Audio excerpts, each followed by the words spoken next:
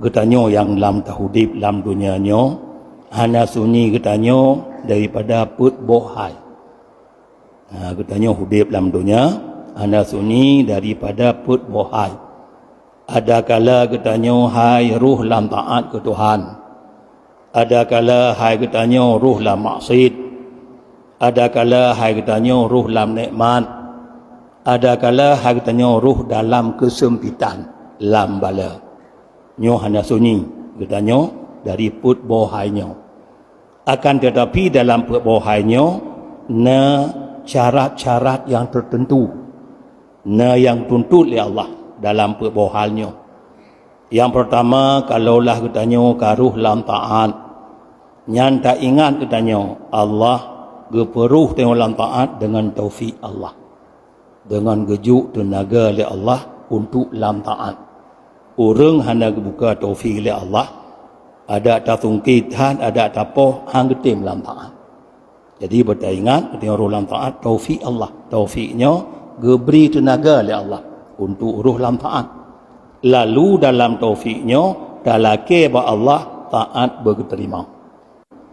Kemudian yang kedua, kalaulah tengok ruh lam maksiat, nyo patut katanya tamu doa ba Allah beri tertegah tanya ba maksiatnya be ruh. Dalake ba Allah be ne peruh ya Allah lam maksiat. Dan talaki ba Allah karuh taubat. Di keban cara tak melindung ba Allah be ruh tengok lam maksiat, be gejuk tenaga ba maksiat, dan apabila karuh gutanya taubat daripada maksiat.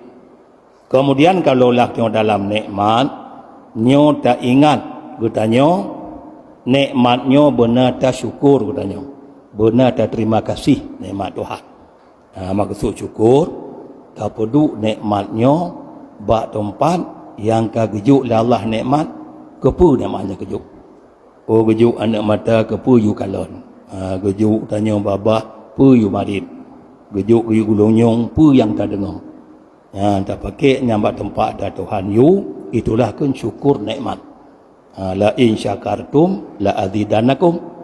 Ni dah syukur kan Tuhan lun tamahlah.